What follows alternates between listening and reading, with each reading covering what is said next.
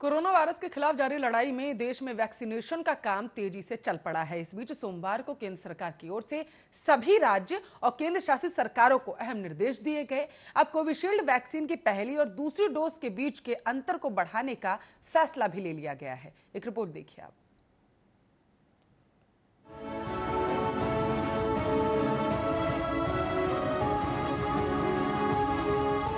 Corona virus के खिलाफ जारी लड़ाई में देश में वैक्सीनेशन का काम तेजी से चल रहा है। इस बीच सोमवार को केंद्र सरकार की ओर से सभी राज्य और केंद्र शासित सरकारों को अहम निर्देश भेजा गया है। अब कोविशील्ड वैक्सीन की पहली और दूसरी डोज के बीच के अंतर को बढ़ाने का फैसला लिया गया है। केंद्र के निर्देश के अनुसार कोविशील्ड की पहली और दूसरी डोज के बीच अब कम से कम 6 से 8 हफ्ते तक का अंतर होना चाहिए।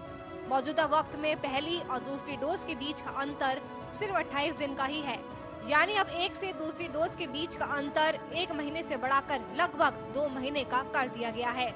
ये फैसला National Technical Advisory Group on Immunisation और National Expert Group on Vaccine Administration for कोविड-19 की बैठक में हुए फैसले के बाद केंद्रीय स्वास्थ्य मंत्रालय को ऐसा करने की सलाह दी गई। केंद्र सरकार ने सलाह को मानते हुए इसे लागू करने का फैसला किया है।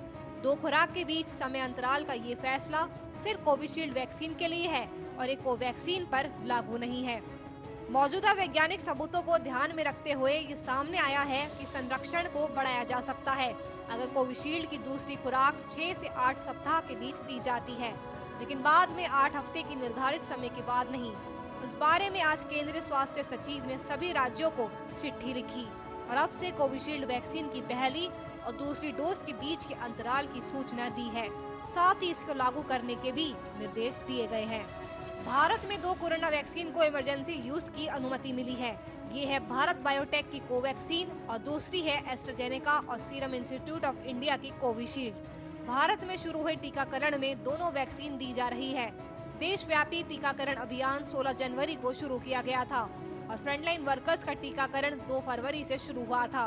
कोरोना टीकाकरण के अगले चरण की शुरुआत 1 मार्च से शुरू हुई थी, जिसमें 60 साल से ज्यादा उम्र के लोगों के साथ 45 साल से ज्यादा उम्र के लोग जिन्हें गंभीर बीमारी है उनका टीकाकरण शुरू हुआ था। Special desk Arya news.